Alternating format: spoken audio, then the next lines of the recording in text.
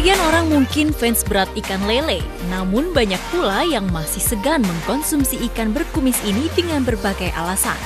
Ya, lele telah menjadi salah satu ikan konsumsi paling populer di tanah air. Karena rasanya yang gurih, ikan ini mudah dikembangbiakan. Lele atau yang bernama Latin Clarias ini merupakan ikan yang unik. Selain bisa berjalan di darat, ikan ini mampu mengambil oksigen langsung dari udara. Hal ini disebabkan adanya organ arborescens yang terletak di dekat insangnya. Ikan lele juga hidup nokturnal, yaitu aktif mencari makan pada malam hari. Di Amerika, ikan lele mampu tumbuh hingga 1,5 meter. Hai pemirsa, hari ini saya akan membahas mengenai lele. Tahu nggak sih kalau ternyata tinggi sekali minat masyarakat kita untuk mengkonsumsi ikan lele. Di Depok ini ada seorang peternak lele yang dapat membudidayakan lele yang hemat tempat dan air. Yuk kita kenalan.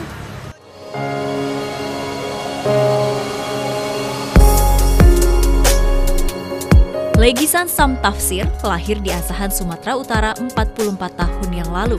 Karirnya sebagai trainer di sebuah perusahaan leadership di Jakarta cukup cemerlang. Hampir seluruh daerah di Indonesia bahkan luar negeri sudah dikunjunginya. Namun limpahan materi dan fasilitas tak membuat hatinya tenang. Di sekitar rumah orang tuanya di kawasan Rawadenok, Depok banyak pemuda yang menganggur. Tak tinggal diam, akhirnya Legisan memilih untuk membuka lapangan pekerjaan dengan membudidayakan lele.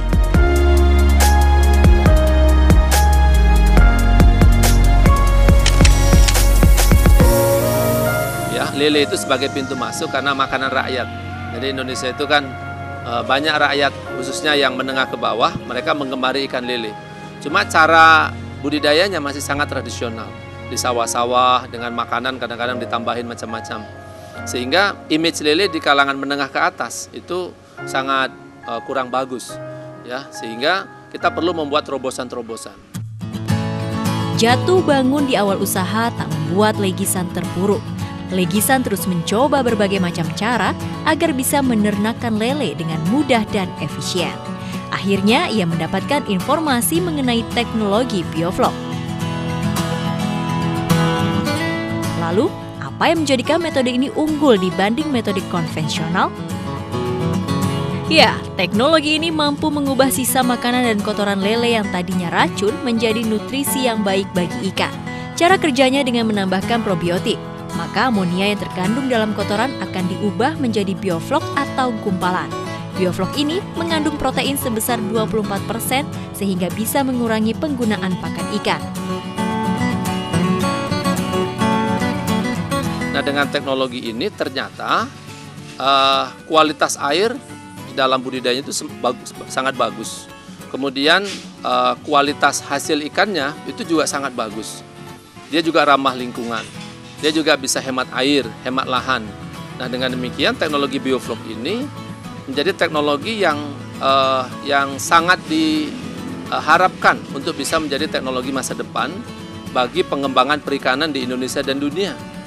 Artinya, dengan teknologi ini kita bisa menciptakan lapangan pekerjaan, bisa turut membantu negara atau pemerintah dalam rangka mencukupi kebutuhan pangan bagi rakyat. Tak berhenti di situ, Legisan juga terus berinovasi. Teknologi bioflok yang ia peroleh terus dikembangkan hingga menjadi lebih baik kualitasnya.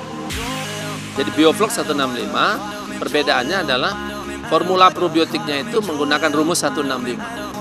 Nah, itu kita temukan formulanya di tempat ini bersama dengan teman-teman kita yang ada di sini. Kemudian 165 juga sebagai konsep SDM.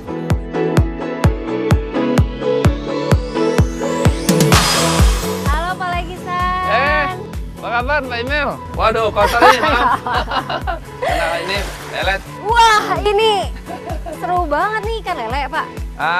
Ini kalau itu lele, tapi yang depan Mbak Imel ini ikan patin. Ini patin. Tapi seru banget sih. Iya. Dia langsung ada berapa nih Pak? Ini 1.000 ekor, tapi sebenarnya kapasitasnya bisa 2.000 ekor. 2.000 ekor segini doang ya. Tempatnya nggak apa-apa? Iya, nggak apa-apa. Sehat. Sehat ya? Kalau banyak lele. banget.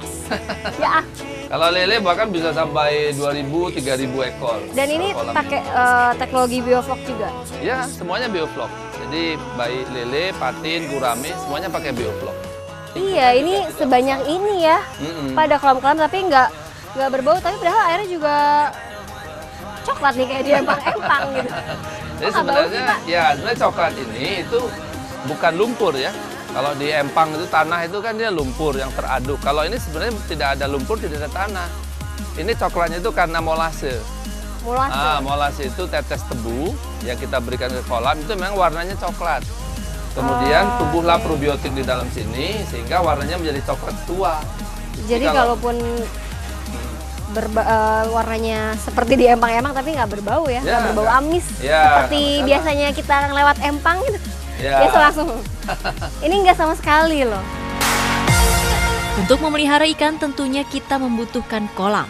Minimnya lahan dan mahalnya biaya pembuatan kolam disiasati oleh Legisan dengan menciptakan kolam ikan yang ekonomis dengan memanfaatkan wire mesh dan terpolin. Legisan berhasil menciptakan cara baru membuat kolam ikan yang kuat namun murah. Berbeda dengan kolam lele konvensional yang menggunakan kotoran hewan, lele bioflok justru menggunakan bahan-bahan yang bersih. Bahan pertama yang diberikan adalah kaporit. Kaporit berfungsi sebagai disinfektan atau pembunuh bakteri. Air kaporit ini didiamkan selama 2 hari dengan menggunakan aerasi atau gelembung udara.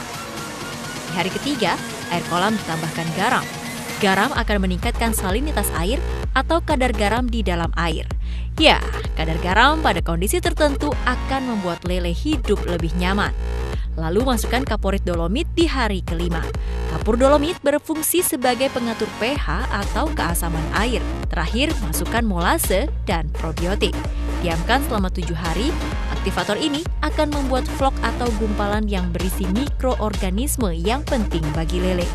Zat probiotik inilah yang bisa mengubah amonia dari sisa kotoran dan sisa pakan lele. Tak heran kolam lele bioflok ini berbeda dari kolam lele lainnya. Nah, setelah didiamkan selama 7 hari, air kolam siap untuk ditabur benih lele. Benih lele yang biasa digunakan Pak Legisan adalah jenis lele sangkuriang. Lele ini memiliki panjang yang lebih dibandingkan lele lain dengan berat yang sama. Kalau untuk anakan lele Pak, ini tipsnya apa sih Pak biar dia bisa dipanen selama dalam waktu yang cepat gitu, 2 bulan tuh udah bisa dipanen? Yang pasti nutrisinya ya. Jadi pakan yang kita berikan itu harus mengandung protein di atas 30%. Tapi kalau protein di bawah 30% dia jadi lambat pertumbuhannya. Makanya pemberian pakan itu harus dengan kualitas pakan yang baik. Nah, langsung aja. Ya. Ini lucu banget teh. Belum pernah selama ini lihat anak lele biasanya udah langsung besar-besar aja. Tapi kalau dipakai tetap sakit nggak sih Pak? Sakit tapi nggak apa-apa. Cuma dapat berapa ekor doang nih?